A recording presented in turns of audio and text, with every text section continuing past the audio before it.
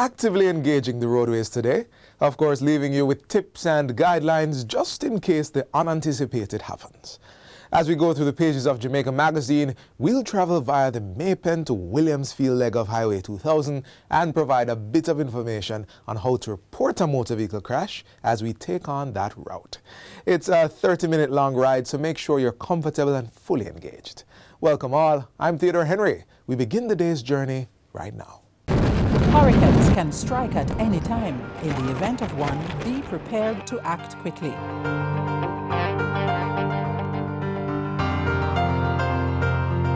If a hurricane watch or warning has been issued, review your home disaster response plan.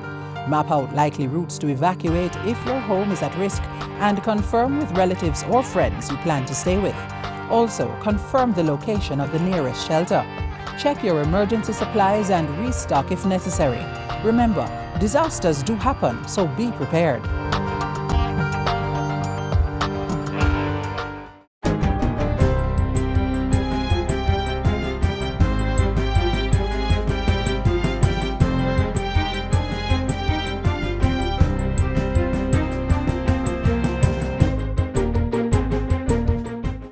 Good day, I'm Stephen McHugh, and this is your JIS News for Wednesday, September 15, 2021. More shipments of COVID-19 vaccines arrived in the island on Monday. 100,800 doses each of the AstraZeneca and Johnson & Johnson brands were received. The doses are part of the purchase arrangements through the COVAX facility in the instance of the AstraZeneca, and Johnson & Johnson purchased from the African Medical Supply Platform. While speaking at a press briefing last evening, Health Minister Dr. Christopher Tufton cautioned persons to take vaccines that are available. All the vaccines have met the clinical requirements, the expert sign-off, and therefore all offer protection, and waiting could actually impact your vulnerability in terms of the virus, particularly now in this stage of a third wave. So we do encourage persons to take up the vaccines that are available. Dr. Tufton says the take-up of vaccines has been positive and encouraging. He reveals that as at 4:30 p.m. yesterday, approximately 686,828 persons received first, second, or single jabs. This, he says, reflects 98% of the 700,000 dose projection for the end of September.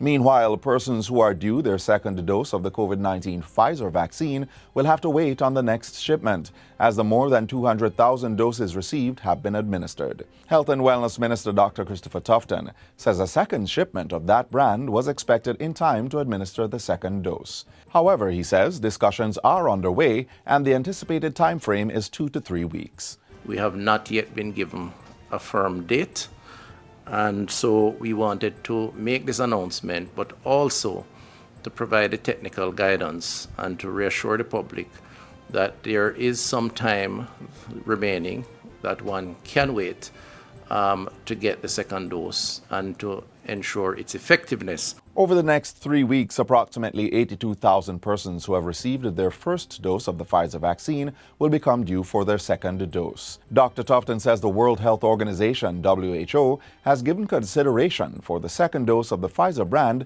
to be given within 3 to 6 weeks after the first dose and up to 12 weeks in some instances. The Ministry of Health started its assessment of request for quotation RFQ from the private sector today for entities that are interested in administering the COVID-19 vaccine. The RFQ will outline how they will administer the vaccine within the stipulated guidelines of the ministry and the cost to do so. According to Minister Tufton, the RFQ will include small, medium, and large enterprises. These can be faith-based, community-based, or existing healthcare facilities such as pharmacies, hospitals, health centers, or doctors' offices. To simplify, how it works is that once you are selected, it means you would have given a price to administer the vaccine. You would have a location or a facility that could be mobile to go into locations. You would have met the protocols around the clinical guidelines, and you would have a price that the government would pay to administer the vaccine. The vaccines are free, to be very clear. The government is paying for the administration of the vaccine, and the person who is receiving the vaccine is not paying anything.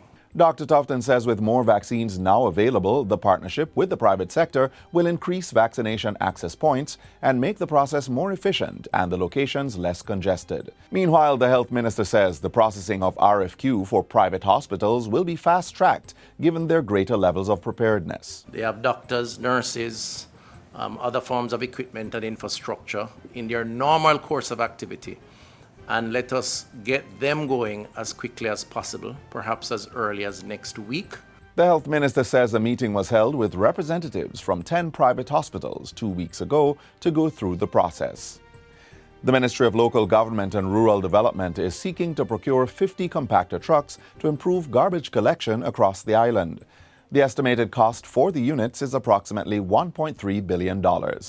Executive Director of the National Solid Waste Management Authority, NSWMA, Audley Gordon, says the acquisition of the new units will assist in addressing the waste collection challenges currently being experienced. We are also trying on the other end to make sure that we can get more resource and to be of better service to you. We are at the wicket and we assure you that we are doing our best.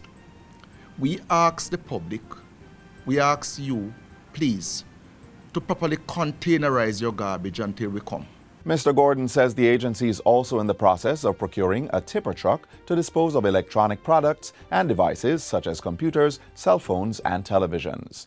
E-waste is a big problem. A lot of people, you have your old computers, your old laptops, you don't know what to do with it. Very soon, we will be directing you in a structured way how to dispose of it. We cannot allow the e-waste to be thrown into the regular garbage. There's far too much danger involved in that. Mr. Gordon was addressing a recent media briefing by the agency. And finally, residents and persons traveling the Gordontown area can now take advantage of the improved roadway. The rehabilitated Gordontown Main Road was completed on Friday following Cabinet's approval of a $187 million contract to fix the section of the roadway that collapsed after heavy rains associated with Hurricane Eta last November. Member of Parliament for East Rural St. Andrew, under which the area falls, Juliet Holness, says residents continue to express their satisfaction with the work, which was completed within the promised timeline. The work was done by contractors from NF Barnes Construction and Equipment Company and the National Works Agency, NWA. And that's it for JIS News Today. I'm Stephen McHugh. Thanks for watching.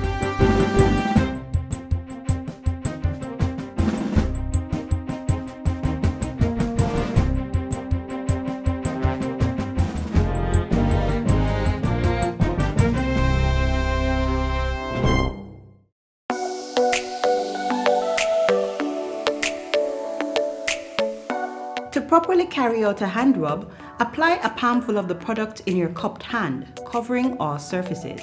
Rub your hands palm to palm. Rub your right palm over the back of your left hand with interlaced fingers and vice versa. Rub your hands palm to palm with fingers interlaced. Rub the back of your fingers to opposing palms with fingers interlocked. Rotationally rub backwards and forwards the clasped fingers of your right hand in your left palm and vice versa. Once your hands are dry, they are now safe.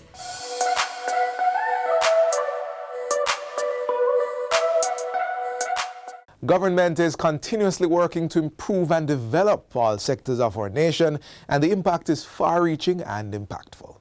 Let's take, for example, the Maypen to Williamsfield leg of Highway 2000. Far-reaching, right? Well, here's what's being done to develop that roadway.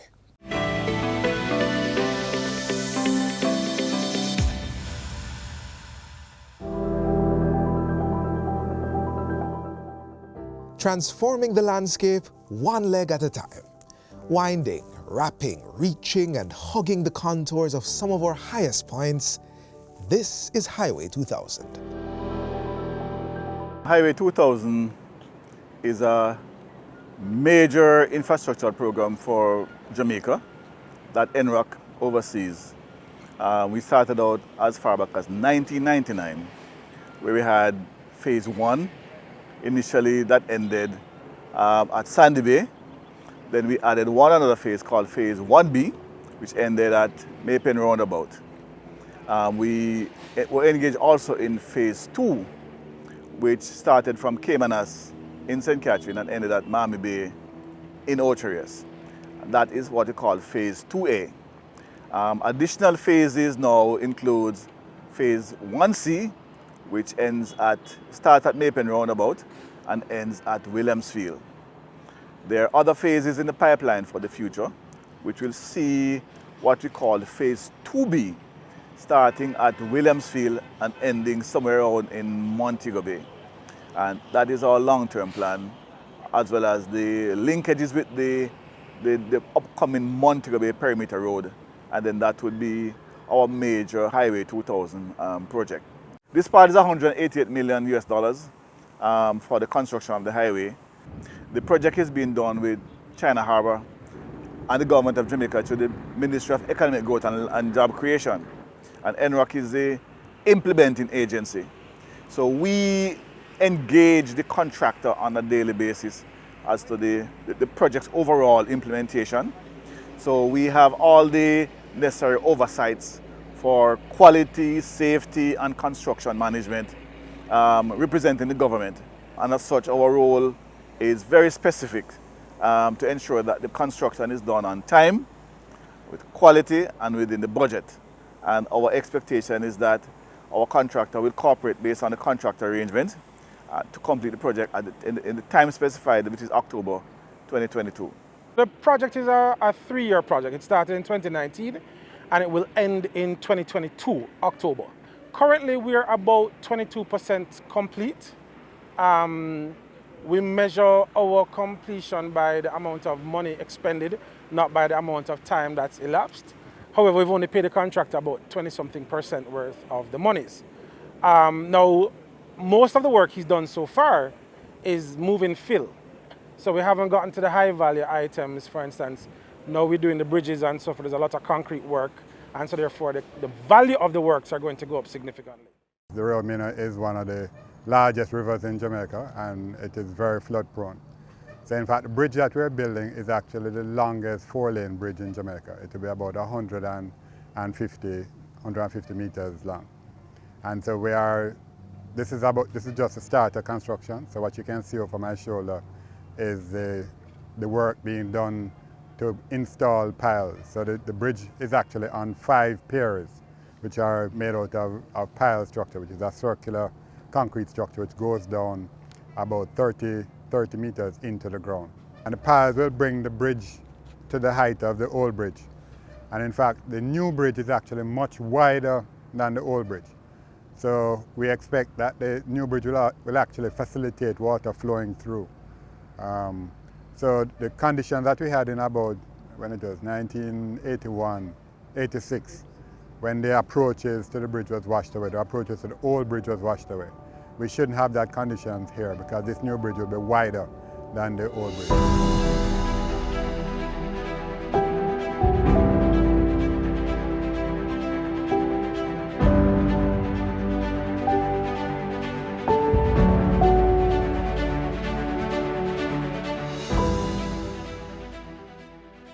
We expect over the next few months to see an acceleration in the type of fill that happens as the contractor makes his way through the hills.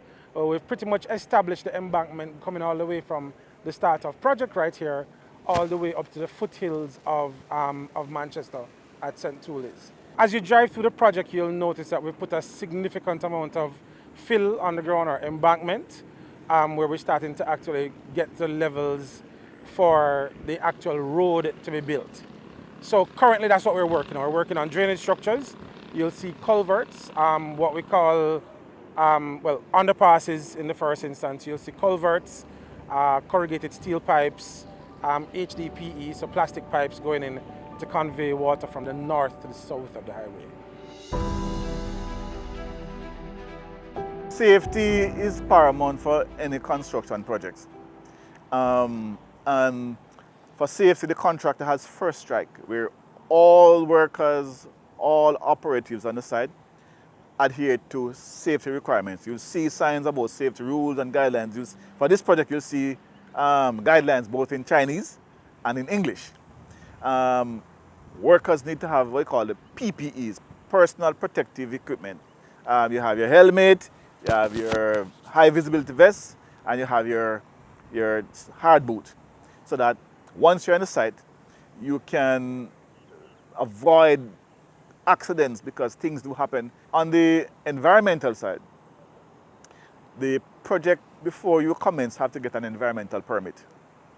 And that has a number of stipulations. We have several conditions which speaks to management of the environmental issues. We do noise and air quality monitoring along the highway construction. As you had seen earlier, we showed you two pieces of equipment we use. The noise meter, which essentially measures the noise over a 24-hour period, catching the levels every second. And based on that, then we look at the averages and compare it with the NEPA standard. That standard is recognized day and night, and we look to see if we are exceeding it. And if that's the case, then what needs to be done to bring it back down so that the persons around will be comfortable. In terms of the dust, the particulate sampler, which we had also shown, dust comes in at the top on a little mushroom-looking thing that was on top of it, gets in on pre-weighed filters, and then that filter is taken back to the lab and weighed. The 24-hour reading is what we use to compare with the standard. The standard is 150 micrograms per cubic meter for 24 hour, which is the level. And we compare that with what's happening along the highway construction to see if there's any activity and if there's any elevation with the dust. If that's the case, then we'll recommend in terms of increased wetting and other mitigative actions. But as you move beyond the Milk River, we are in very hilly terrain with limestone. So in order to excavate the rock, blasting is invariably required. For blasting to take place, the contractor has the responsibility of obtaining a license from the Department of Mines and Geology in order to undertake blasting activity. In Jamaica, a blast on this highway has a limit of what we call 25 ground acceleration motion of 25 millimeters per second, which is the limit. Which if you exceed that, then the blast is not safe, and you can have damages to structures. Quality control is a very important aspect for us on the highway. We have a very, very rigid quality assurance process. The contractor is expected to be certified both to AASHTO as well as to ISO for his works. What we do on the ENROC side, with the assistance of our consultants, is to do the quality assurance. So the random checks to ensure that what the contractor is saying he has put in his quality plan is actually what he's doing. So as part of CHEC's quality management system, it is imperative that we test the compaction for each layer of fill that is applied. We are testing at approximately 3,000 square meters, right? And we do our testing randomly. So what he did was, our technician, he bored the hole and then put the nuclear gauge inside it and the machine will demonstrate the percentage compaction.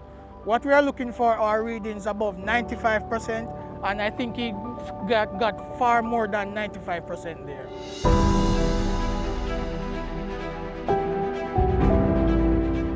The communities are very integral in the project implementation because the highway goes through all these communities and we're impacting them. One of the things that has happened in the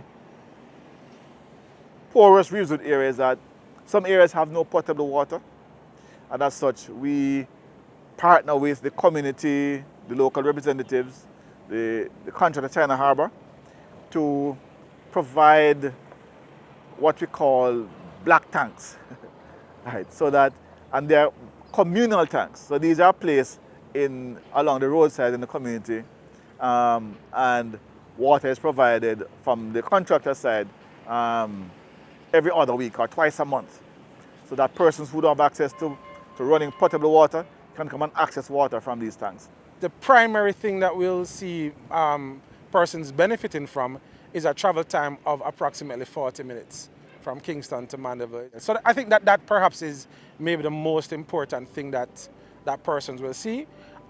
We expect at the same time for the development to open up new developments, new areas, housing, business, etc.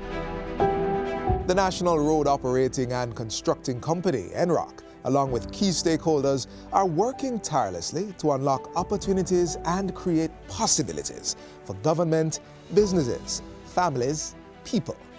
You, me, us.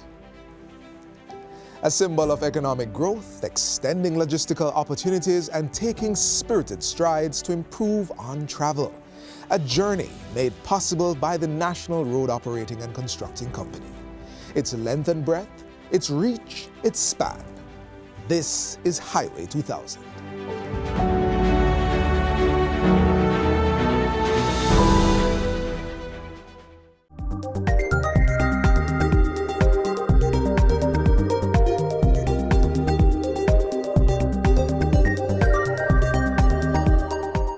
As we journey through life, we have to plan for just about anything.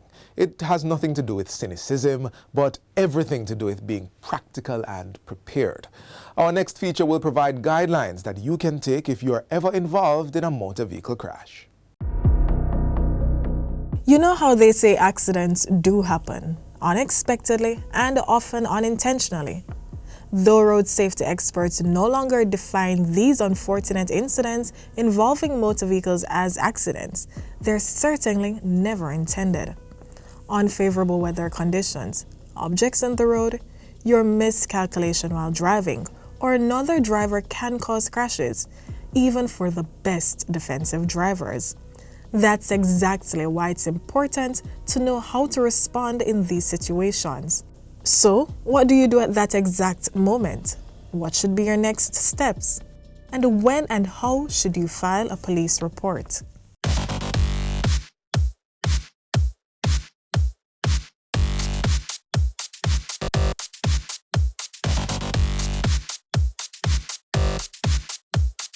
For the number of reports that come to this station, perhaps it's on a basis of about 10 to 15 per day. That's the number of accidents per day. So after a road traffic accident, person should first try to clear the roadway if they're obstructing the traffic for other motorists. Secondly, drivers are expected to exchange vehicle documents, and the document should include their registration certificate, certificate of fitness, insurance certificate, and your driver's license information. Those are the essential 4 pieces of information that should be provided to both parties after an accident. Contact information is optional, but you have cases where a person tries to settle outside insurance, and that's now a civil matter. It's an agreement between both parties. So if they want to exchange contact information, that's also optional, depending on the intention that they have in terms of fixing the vehicle outside insurance or what. Your next step? Making a police report about the collision. This is always a good idea. That way you have proof of exactly what happened and the scope of any injuries. In terms of our approach as police officers for a motor vehicle accident, first the critical thing is to check for injuries, make sure that persons are okay. If there's a need for persons to be assisted to the hospital for any sort of treatment, we should make sure we render assistance to persons in need of that care first. Secondly, we check for the damage for the vehicles, make sure there is no obstruction along the roadway, and then we can treat with the documents or the exchange of particulars between both parties. After making a report of a motor vehicle accident, the next step that persons are advised to do is to make a report to their insurance company, and that's for another motorist. As it relates to a pedestrian persons who are injured, they are also advised to get the assistance of an attorney to file a personal injury claim against the party that is liable in the accident. For follow-up visits, what we do, we have cases where persons are seriously injured, some of which are not able to make it to the station to give a report in the first instance. So what we try to do, whether the persons are hospitalized, we ensure that visits are made and that the person's conditions are updated as we go along. As we through the investigation, we ensure that the person's conditions are updated along the procedure. But are you always required to report traffic collisions? Not in all cases a report must be filed for accidents. We have situations where it could be a very minor mishap For example, someone could be reversing from their garage, they could bump their gate. So in those cases, it's not necessary for them to make a report. But for other situations involving another motorist, or a case where a pedestrian or a property is damaged, a report is expected to be made, because persons at times are expected to make claims, whether from their insurance company or their attorneys, based on the damage received or the injuries they've sustained.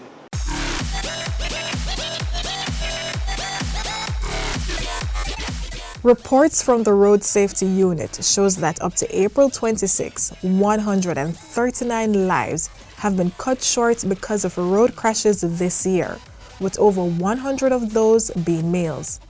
And for the corresponding period last year, 136 lives were lost in road crashes.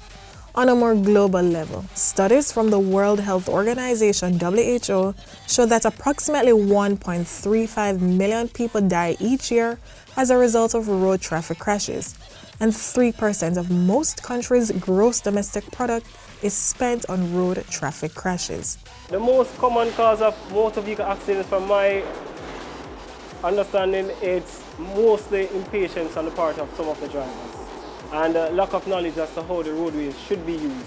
And I also believe the implementation of traffic signs at various areas would also aid the process, because most drivers are not aware of what to do at various parts of the roadway.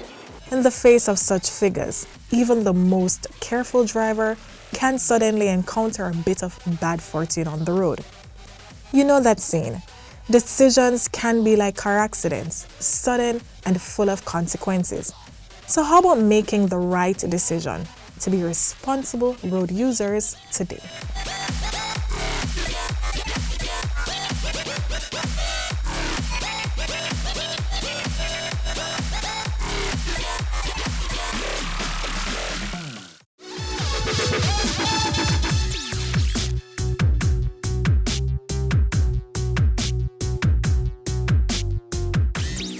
You know, being on the road allows you to see how much work is really being done to facilitate a better transport sector.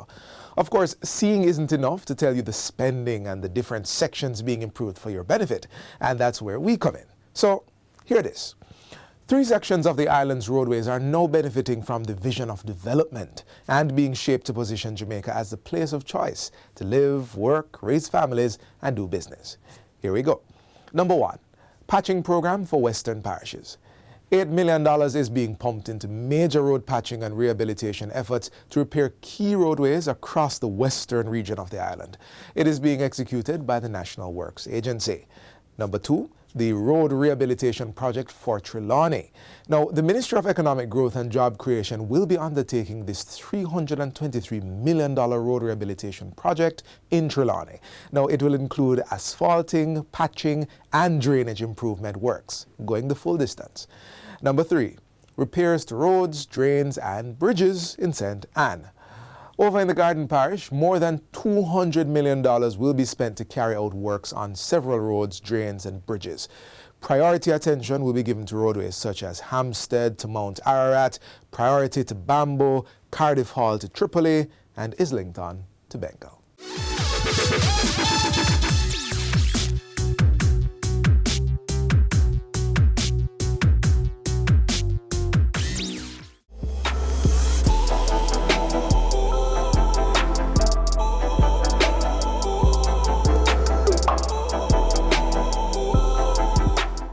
Hard to believe how quickly time goes by, but this is indeed where our 30 minutes with you ends. A fresh package powering a new journey with the Jamaica Magazine team is indeed certain for tomorrow, though. So as always, we're grateful for your company. And if there was any detail that you missed, or you simply want a refresher of today, yesterday's, or any previous installment, then just head on over to our JIS YouTube channel. You can also visit our Facebook, Instagram, Twitter pages for more information. And from all of us here at the JIS, I'm Theodore Henry, hoping to see you soon.